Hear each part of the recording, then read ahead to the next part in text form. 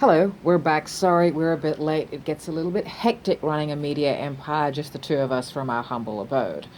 Anyway,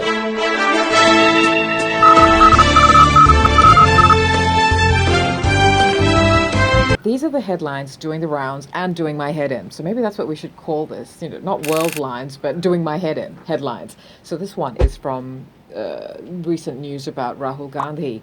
Expelling Rahul Gandhi from Parliament. Modi allies thwart a top rival. This is a story from the New York Times. Links are all provided on Stylander. The expulsion of Rahul Gandhi is a devastating blow to the once powerful Indian National Congress Party. He and several other politicians are now in jeopardy through India's legal system. This seems to be a popular tactic amongst politicians, particularly those who have an understanding of law and their loopholes. The tyrant in power wields their insecurity, masquerading as tyranny, and vanquishes their opponent in a fair fight where the tyrant has all the weapons. Back to the story. Rahul Gandhi went to battle against Prime Minister Modi in elections 4 years ago, waving the banner of India's multi-sectarian tradition and characterizing Mr. Modi as a dangerous Hindu nationalist who would whittle away the country's democracy if he remained in power. That was back in 2019. A Modi landslide in the 2019 vote all but buried Mr. Gandhi and the storied party his family had led for generations, the Indian National Congress. Time for some background. Now, Modi is the leader of BJP, which is the Bharatiya Janata Party. Rahul Gandhi is the son of Sonia Gandhi, previous leader of the INC, and son of Rajiv Gandhi, the former PM of India who was assassinated in 1991. Rahul, therefore, is the grandson of Indira Gandhi, former legendary Prime Minister of India, and freedom fighter Feroz Gandhi, and the great-grandson of Jawaharlal Nehru, the first Prime Minister of India, and Indira Gandhi's father. What a lineage. I'm understating what they all did and and who they are, but I've got to tell you a really quick, funny, personal story. My incredible but damaged father was friends with Rajiv Gandhi. Dictator dad was a senator. And I think was the Indian government representative in Fiji, something like that. I'm not too sure. He got off on it though, and maybe I did too. My father was friends with Rajiv Gandhi, the then Prime Minister of India. He was really sad when Rajiv died, my father, and I was like, huh? Okay, sure. After what you did to my mother and me, you be sad about Rajiv Gandhi. But okay. Should I be saying stuff like this? Is this a bit personal? Is this personal? No? Right, it's okay, great, okay. Anyway, back to the news article. On Friday, Mr. Modi's allies moved to finish the job. Officials disqualified Mr. Gandhi from his seat in Parliament just a day after a court found him guilty of criminal defamation over a line at a 2019 campaign speech in which he likened Mr. Modi to a pair of prominent thieves with the same last name. The move came before he had any chance to appeal. The sentence in that trial, 2 years in prison, happens to be the statutory minimum penalty that renders a sitting member of Parliament ineligible for office. New national elections are scheduled to take place early next year, and whatever luck Mr. Gandhi and his lawyers find in court, the defamation verdict seems likely to keep him and Congress mired in legal defense for years to come. Those of you from Fiji watching this, or those of you who are familiar with Fiji politics and news, this will sound very familiar to you, as I had mentioned the name of the lawyer that this got done to last year by a member of the government that used to be in power, the one they say was in power. Unfortunately, the problem with this is that this person is Indo-Fijian and unfortunately Muslim. So that then becomes in Fiji a case of just, that's who the tyrant is, not the actual person. We'll get to that later. We may have to do a deep dive of that later, but we're moving on because elections, we're still on elections. And headline: who is Chris Minns? What do you need to know about the incoming New South Wales Premier? This story is from the Australian Broadcasting Corporation's news site. What you need to know about the incoming New South Wales Premier. A practicing Catholic who no longer drinks. That's a line from that article. So, Labour is the new government. Yay for the people. But New South Wales' new Premier is the kind of person who should not be given leadership roles. I am of the point of fact, disclaimer or disclosure, I should say, I'm of the point of fact that you can't have a religious person as a leader, full stop, but especially not of a multicultural country. There are many monocultural countries in the world, but they're usually North Korea. Anyway, I sincerely hope this planet's inhabitants one day learn to govern themselves without, passing the buck to people in the sky. I get the whole faith thing, which is vastly different to spirituality. But these are topics I guess we'll talk about another time. Let's keep moving. But again, from this same article, when COVID-19 lockdowns ended, he gave up drinking alcohol and says he's been sober for more than a year. I feel fantastic. You're in charge of your moods, you get your mornings back, you've got a bit more energy to get through the day, he told commercial radio station Today FM in February. How much did this guy drink? And why was he in politics? And he's our premier. He's the New South Wales premier. Anyway, this link from Pedestrian TV is hilarious. What Chris Minns' star sign tells us about the next 4 years of his reign as New South Wales premier.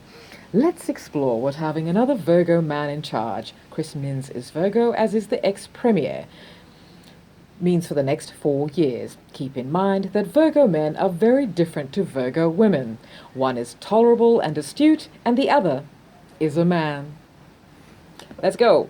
Look, this isn't really headlines, but it's a sign of the times. Sanity has closed its doors. Now, I'm not talking about, but again, yes, Sanity has closed its doors collectively worldwide, but I'm specifically talking about the music store.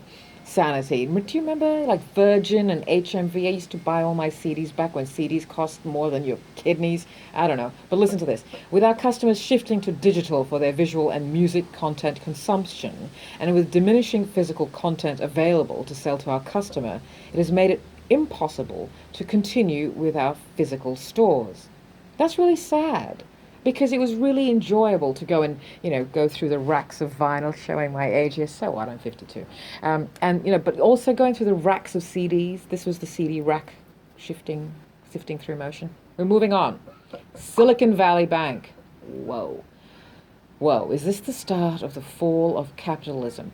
Big statement. Don't really know what I mean by it, but it sounds good. Let's continue. The collapse of SVB has triggered turmoil in the global banking sector as investors query whether new systematic problems have built up in the years since the global financial crisis of 2008.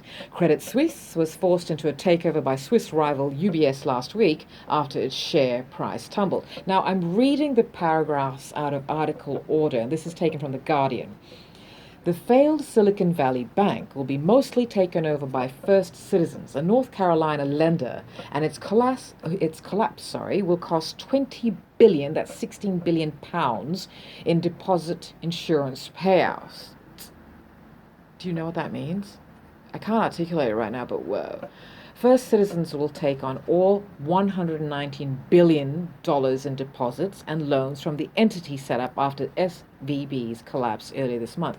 There's a lot of money. There's a lot of money going on around everywhere. People have got money to collapse banks and buy them out. And you do know why the bank collapsed, right? People don't trust governments, and there was a run, trust banks, nor governments. There was a run on this bank. But this is from Vox, another article. What it looks like when a country doesn't trust its banks.